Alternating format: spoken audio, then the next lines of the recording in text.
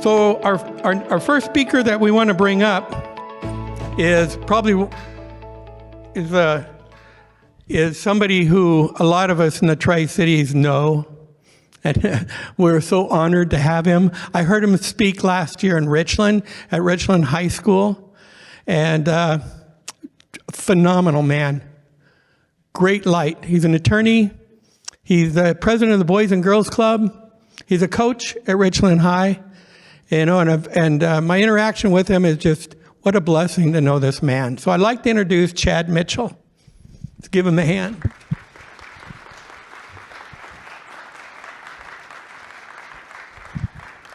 Awesome. Thanks, Roland. Appreciate that.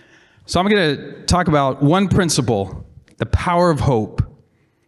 I'm going to use 3 different stories to explore that a little bit. So, how many of us have felt like we can't keep our head above water?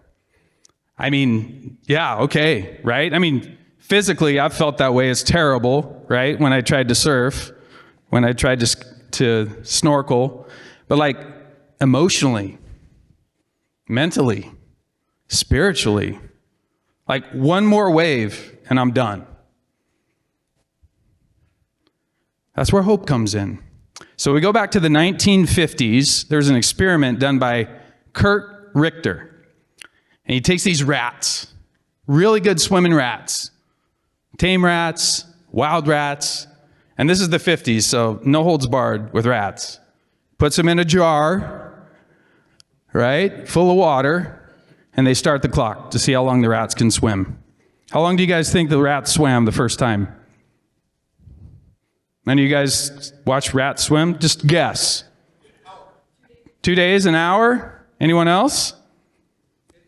15 minutes. Kevin, you win. Great job. 15 minutes. But he changed the experiment. He changed one tiny thing about the experiment. The rat was lifted up out of the water briefly, very briefly, and then put back in. How much longer do you think those rats that were lifted up swam? Days. Days. Why? They had hope. They had hope. That lift gave them hope. Hope is power. It takes what we can normally do and magnifies it. So that's point number 1. Hope is power. Killing swimming rats. That's how you remember hope is power, right? They swim for days instead of minutes. So, story number 2. Lift others. So I had to travel. I traveled to Taiwan for work quite a bit. And it's a long haul from the Tri-Cities to get to that part of Asia over the Pacific, a little tiny island next to China. You've probably heard about it, semiconductors. China wants them back. A lot of debate over that. We won't get into that. And so I show up to go to court, right? I've traveled a long ways, and a typhoon hits the night before we're supposed to go to court. And so everything shuts down in Taipei. So I'm stuck in my hotel room, don't have anything to do, just waiting for the flights to be cleared to go out so I can come home. 24 hours to get home. So finally we get on the flight.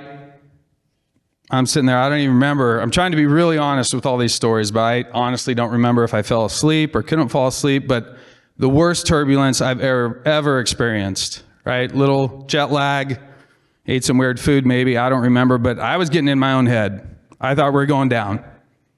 And so what do?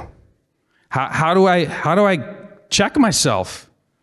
You don't get off a plane over the Pacific Ocean, right? I'm stuck. I got nobody, it's just me. And I will never forget what happened. Somehow, I got it a little bit together and I said, Chad, just to myself, if this plane goes down, you're going to do everything you can to just save other people. Because what could I control? I couldn't control whether the plane got down or not. I couldn't control whether I got off the plane. All I could control is what I could control. And that gave me, guess what? Peace. My panic turned into purpose. And I calmed down. And the plane didn't go down. And I probably would have died anyways and not saved anyone. But that was such a calming experience for me. Just thinking about, I didn't even lift anyone else except myself, but just thinking about lifting other people gives us hope. I had hope over something I could actually control. So hope is power. When we lift others, we give them hope, obviously, but it's a power to us, and it gives us hope. So last story. Our daughter, Chloe, plays lacrosse. I see some of my former lacrosse players here. Love you guys. Thanks for coming. And so she decided to go to Virginia, the East Coast, to play lacrosse, right? And all her friends were staying here. And so that was a big deal. None of our kids had gone that far to college, and so we drive her out there, and we flew into Charlotte, and then we're driving up to Virginia, and she's just crying in the back of the car, and Bonnie and I are just, we don't know what to do. This is her choice. We didn't ask her to do this. She just decided that was what she's going to do. And we were hopeless, right? I didn't know. We weren't going to do anything as her parents to change the way she felt. So we walked into campus. I don't even remember where we were trying to go. Walked into the open area, and Lauren came up to Chloe and said, "Hi, Chloe," and smiled at her. And that was the beginning of the beginning. Chloe went and had lunch with her, and miraculously, everything was fine after that. Funniest part of the story, right? I love that part of the story, but the funniest part of the story is 4 years later, we're at the end of the season party, and I say to Lauren, I said, "Hey, do you remember when you did this to Chloe?" And she just looked at me so funny and said, "No, I don't remember that at all." Chloe remembers it still today. I remember it still today. So sometimes we need to let others lift us, right? Chloe, let others lift her. So what does this mean, right before we wrap up, what does this mean for parents, grandparents, youth? So I have 3 thoughts that I've really been focused on. The first one, when we think about what does this require of us, if we're trying to give other people hope, one thought I have is label a leader. If you see something, say something, right? If you see somebody do something great or good, call them out on it. Give them a high five. Give them a hug. Tell them that that's awesome. Who doesn't feel better when we hear about that? Who doesn't feel better? Who's not lifted up when we get that kind of message? It's small. What Lauren did was so small from Lauren's perspective, but it was huge. It was huge for Chloe. If you see something, say something. Okay, the next one is they need your presence, not your plan. So when we listen to our kids, when we listen to our friends, when we listen to our spouse, I want to fix, right? I mean, we want to fix. That's not what the person talking probably wants or needs. They want to be heard. They want to know that you're listening. They want to know that you're there for them. Let them fix their problem, right? Let them work through it. You can be supportive. You can listen. You can encourage. But be present. Put that phone away. Give them eye contact.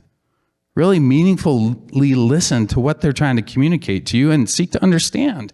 Don't fix. For us men, it's a really hard thing to do. Women, I don't know. Maybe it is, maybe it isn't, but I know it is for me. And so then the last one is, and this really goes for the youth in our room, and grandparents and parents, let them lead, right? There's no progress in the comfort zone. If you go to the gym, you know that it is uncomfortable. That's why you go there. You don't go there to coast, you go there to be uncomfortable. We need to give our kids opportunities to grow, opportunities to fail, right? And so we got to let them lead, let them go. I was talking to my friend just the other day, and he said, you know what? I'm going to give my kid $5, tell him to take his brother to 7-Eleven and go have a good time. We used to do that all the time at our age, right? Times have changed. Donkey Kong, right? Times have changed. So, in conclusion, my friends, no one drowns on our watch. We have power. The hope we can give to others is power. Hope is not weakness. Hope is strength. The belief that tomorrow's a better day. The belief that Chad actually cares about you when he says hi. People don't need your judgment. They need your love. So, my friends, who's that person you can text and just say, how you doing? We've all got that text where our friend just says, hey, I was thinking about you. Text that person. Who needs you to listen and not judge? Be a better listener. Who needs you to just show up and give them a smile? Be that person who smiles. So my friends, no one drowns on our watch. We all have hope we can give. Hope is power. Sometimes we're the ones who are lifted up so we can keep swimming, and sometimes we're the people who lift others up so they can keep swimming. Life is hard. God is good. Love you guys. Thanks for coming.